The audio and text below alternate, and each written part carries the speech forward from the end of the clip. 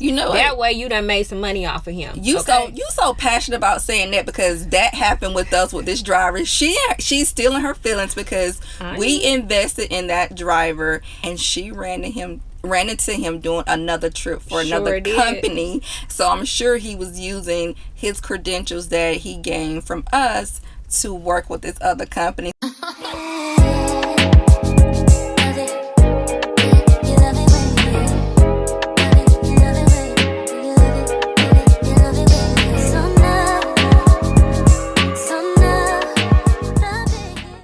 Welcome back to NEMT Van Talks. I'm Jasmine. And I'm Monica. And we're the owners of an NEMT business based in California.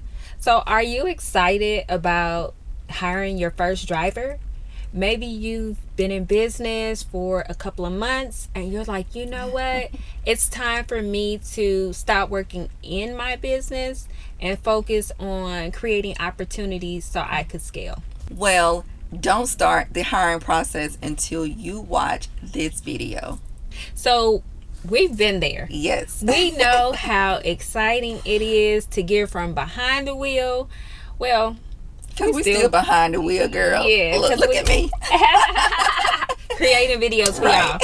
But yes, so it's exciting when you're seeing growth within your business and you're ready to hire your first employee. So we just want to go over a couple of tips that we have for you and let's jump into it. Yeah, so let's talk about it. So one of the questions that we see often is, I want to hire my first driver, but I don't know if I need a full-time driver or a part-time driver. So ultimately, it depends on your budget, right? Yes. What can you afford? So if you are thinking about hiring, it's likely because your trip volume has picked up. Maybe you do have some additional funds that you can allocate towards hiring your first driver. So my advice to you when it comes to full-time or part-time, if you can afford it, I would say hire your first driver full-time. And that's because you want to focus on creating and bringing in opportunity for your business. So you hire your first driver as full-time, you scale back to part-time, and you can focus on building the business, and then eventually you can build the business, scale the business so that you can bring on a second driver. Yeah, absolutely. Now, since you mentioned hiring this driver, you also want to keep in mind, as soon as you hire one employee for your business, you're going to need workers' compensation insurance depending on the state that you're in. Yep. And so if you're at that point where you are ready to start hiring employees, make sure you factor that into your expense as well, because you will have an extra expense per month. So they may ask, how do they find workers' comp insurance, Monica? Oh, well, you can just simply watch our videos that we have posted regarding insurance. We do have a video with David Martini. He is very skilled and knowledgeable about workers' compensation insurance, and he can guide you in the right direction regarding workers' compensation insurance, even if you just have questions. If you have questions, you're not there yet, but you want to get prepared for when you are ready to purchase that policy, go ahead and reach out to him. Ask him those questions. What is the cost that for that policy will look like, right? What are some information that you will need to provide in order for you to get a quote for workers' compensation insurance? That is good information that you want to know now so that you can prepare yourself for that as well. Yeah, and I know workers' compensation insurance is based on how much you're going to be paying your driver. Another thing is, hiring your driver as an employee or an independent contractor. That's true. Yeah, independent contractor, you don't need workers' comp insurance because they're not employees. They're hired. It's technically like a hired company. To do the work. But here in California, we're not supposed to hire independent contractors for NEMT. Mm-hmm. Now, I do know that there are some companies out there that do it. That's on them, but we're not supposed to. But there are other states that do allow you to hire NEMT drivers as 1099. So, honestly, if we could hire it as 1099, I would definitely go that route. Especially like if your trip volume is really unpredictable, that may be a great option for you. But once you start to, hire drivers, you get your workers' compensation insurance in place. You want to make sure that you have a payroll system in place as well to make sure that you are paying people accordingly and on time in a timely manner, that you're not making mistakes. And it's just good bookkeeping records as well. You want to know, keep track of how you are compensating your workers. And so we'll also leave a link below for ADP. If you don't currently have a payroll system in place, or you're curious about that process as well, we'll leave that link below. Definitely reach out to them. They are very helpful. I can assure you that the process is very easy and simple to get started. I love their payroll processing system. It's very user friendly. You can do payroll from anywhere. Like, I can just go on and on about their payroll processing system, but you definitely want to make sure you have that in place as well when you start to hire your drivers. Because the last thing that you want to do is mess up when it comes to paying the state. Yes, taxes, all of that stuff. Yeah, because you got so many different taxes, state taxes, health stuff. So ADP definitely makes it easy for you, and they provide you with assistance if you need help in that area. Another thing is, if you're considering providing health benefits, health insurance for your employees, you can actually do that through ADP as well, so they can help you with that process. And retirement. Yep. If retirement is something that you want to offer. Yeah, because it's very attractive for employees, especially your younger employees. Nowadays, they're looking, they want to work for companies that offer benefits, and that's just what it is. But if you are hiring maybe someone older who already has like Medicare or something like that, then they probably won't be too interested in benefits. But yeah, that's definitely something to consider. But another thing, just going back to the hiring process, when you're looking for drivers, right, you're probably thinking like, okay, well, where do I find them? And I know in several of our videos we talked about our process of hiring drivers and working on trying to find drivers on Indeed and being charged every time somebody clicked on our job post. Indeed did not work for us. Now we're to the point where people call us looking for opportunity, which I'm thankful for, but we have a folder full of resumes. But we are so big on hiring within the community, uplifting the community, providing jobs in the community.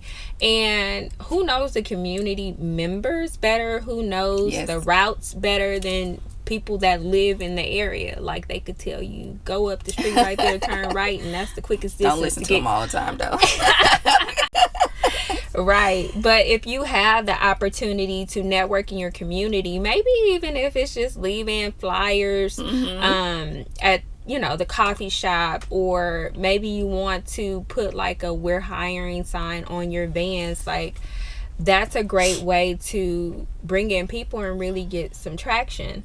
Now, when you're in the interview process, right, you want to look for key things. And some of the key things that really stand out to me that make a really good driver is someone that is a good communicator, someone that is friendly, knows how to have a conversation, because they will engage with your clients. And if they are engaging with your clients and building a relationship with your clients, then those clients turn into repeat clients. What is something that stands out for you, Monica? For me, I look at the history too, their employment history, how long they have been with their previous employee. Like, are they looking to be they looking for long-term employment or just short-term, right?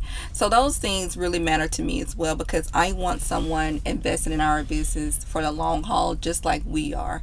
They will fool you though. I know, but I do. Well, Yeah. I like one of our good drivers that you made me fire, but I felt like he was good. What made him good? He was punctual. Granted, his first week he screwed up some trips, but he was punctual.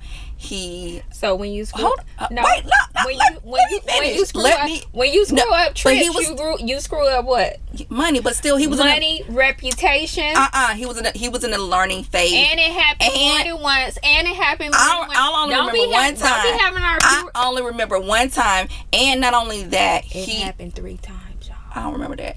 And whenever we needed to... You just liked him because he was bringing you breakfast. That's why you liked him. But whenever we needed to call him in to cover some... He got to your soft side. He was on time. When he made a mistake with, like, he was very communicative. He will always let me know, hey, this happened today. I made note on this. I made note on that. Like, I could appreciate that. And not only that, he had experience. He had experience driving within the industry, but anyway, he didn't last. But how many times I can only recall once. Our viewers that if you notice something with the driver, don't wait to let them go. Let them go. I understand that. It is going to cost you time and money, and that is exactly what he cost us for far longer than I would have allowed him to stay around. One time. Because he got to her soft side. But one time. Nevertheless, anyway, like I said, I look for experience, and communication is a key. Like, you do need somebody that can communicate, that is friendly, personable, but I'd like to see the experience there as well, and long-term tenure as well for me. Yeah. Motor vehicle report is very important. So that is one of the first things that you should be looking into and asking questions about their driving history. Now, you will get some drivers, because this has happened to us, where they say, I don't have no accidents, I don't have no tickets. And then you pull up that NVR report and it's accidents, it's tickets on there. So definitely always make sure that you're pulling the NVR report, because let's just say you hired him based on what he told you, right? When it's time to add that driver onto the insurance, your insurance is going to skyrocket because he's not a safe driver. Yeah. So definitely make sure you are pulling the report. Another thing is making sure the driver has the certifications. Now, those certifications are based on the contracts that you have. I'm using broker as an example. The broker will require different certifications. Yes. Now, here's a tip for you. There are times where you will hire a driver, and the driver will stay with your company for 30 days, and you done got paid and got him all trained up, and he leaves your company and goes to the next company. Here's a trick. You have him, or I don't know if you want to take it out of his check, but y'all make some type of agreement where he pays for his own training, and you as the business owner will reimburse him after 60 days. That way you done made some money off of him. You so passionate about saying that, because that happened with us with this driver. She's still in her feelings because we invested in that driver, and he stayed with us for a while, but his certifications were still valid, and she ran into him doing another trip for another company. So I'm sure he was using his credentials that he gained from us to work with this other company. So after that, she was like, no, moving forward, they're gonna have to be on board for everything is a learning lesson. It was a learning lesson. I would agree with that. And when I say and he said he was quitting because of some personal issues that he was having. So for me to go to the dialysis center and see him up in here pushing somebody's gurney, I'm like, my mouth like hit the floor. But it happens. It does. It does happen. And even though we were good to him, and it happens. But again, we are sharing our learning experience with. These were things that we learned about drivers. So don't take it personal when you tricky, y'all. Yes, when you see drivers jumping from company to company, like, you want to be mindful of that. No, we're gonna take it personal.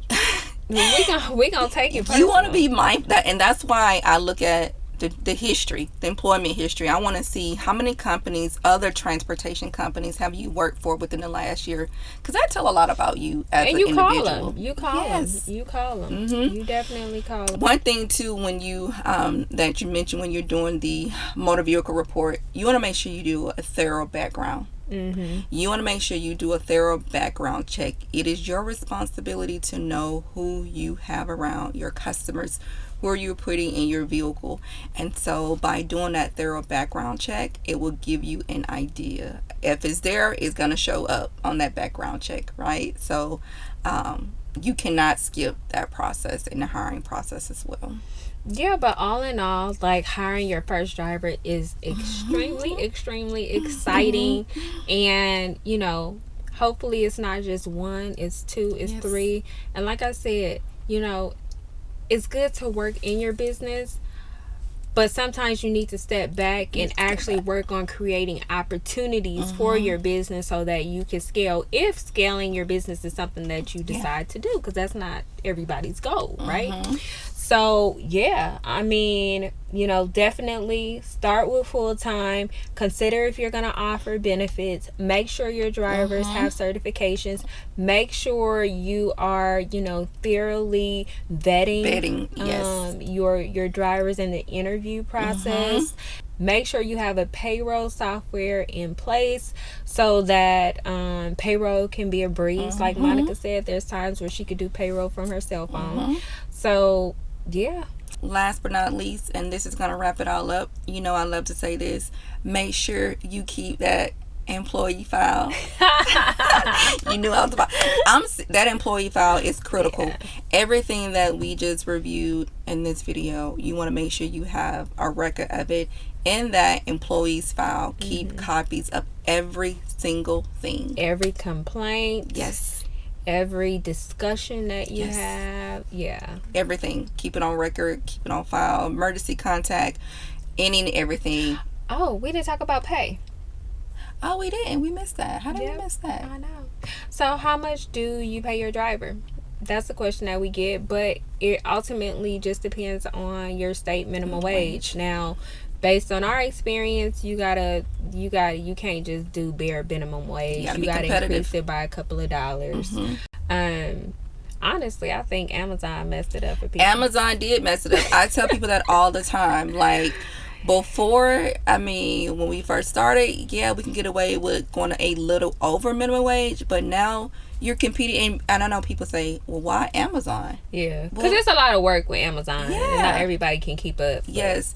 And then they hire drivers. So when you're looking for drivers and people see a posting for a driver's position, a lot of times the same people apply for those positions. So we are competing with Amazon drivers, and they pay, you know, sometimes really well. And so you have to be mindful of that. Yeah, but another thing that I want to say when it comes to paying your drivers, you need somebody that's going to have care and compassion. Yeah. Because there's drivers out there. Yep. There's truck drivers, there's tow truck drivers, there's bus drivers, there's Amazon delivery drivers, right? But it has to go beyond just a driver. They have to have the care and compassion to be wanting to help. Yes. And when I say help, like, okay, help Miss Jones, you know, out of the vehicle into her appointment, right?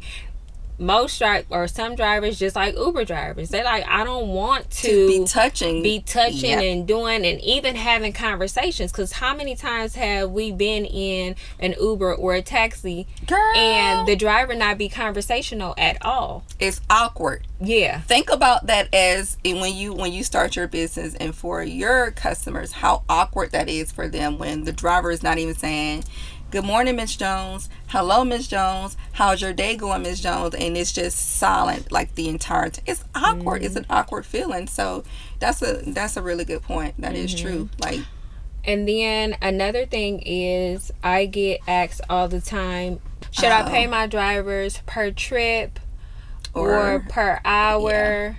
Yeah. And I typically say it really just depends on your state, what your state labor laws are, you know, and then ultimately do what works for you. Like, if it's if it falls in line with your state labor laws and your drivers are comfortable with being paid per trip, or by the miles, or however you decide to do it, then do what works if it works for you. Yeah, just make sure you follow your state regulations and you learn from us to do it the right way. We're not saying that people are doing it the other way, because we know, we hear it all the time on our consultation calls where you all are familiar with the transportation company that may be doing something totally different. Well, we're always going to educate and train you the right way, as long as we know it's the right way. Like, you're going to learn the right way from us. Now, if you decide to do something totally different, totally up to you. But you want to just make sure you're doing things, starting your business off the right way. And lastly, you want to be fair, because there are times on my consultation calls where people say, well, according to my labor laws, I could do this, this, and this. And what I'm not going to do is pay my drivers for sitting around and waiting. Yeah. Well, if your driver is sitting around waiting for a client that's in their doctor's appointment, why wouldn't you pay him for that? It just doesn't make sense to me. Like, I know there are transportation companies that won't pay drivers to sit and wait, but for me as a business owner, and just me looking at it from an employee perspective, like, I would want to be compensated if I'm sitting around waiting for your client. So that's why you should give them other tasks to complete in between those waiting periods, so that they're still working, whether they're going out passing out brochures, they're doing some marketing for the business, whatever the case may be, they're still working, so you won't feel like, oh, I'm just paying them to sit around. No, you're still paying them to do a job. Yeah. Even if that means them, maybe they can take their lunch during that waiting period. Yes. Just really get creative. But yeah, I don't think it's fair to have drivers just, honestly, to me, I look at it as you still on the clock, whether you waiting or not. Yeah. So yeah, you just have to be fair. And if you're a fair business owner, you will get great employees that are going to be your ride or die. They're going to rock with you. They're going to support you. They're going to tell other drivers how great the company is, which in turn will help you out with your hiring process. So ultimately, once again, congratulations on being at the point where you're ready to expand and bring on a driver. All right. Ciao. Bye.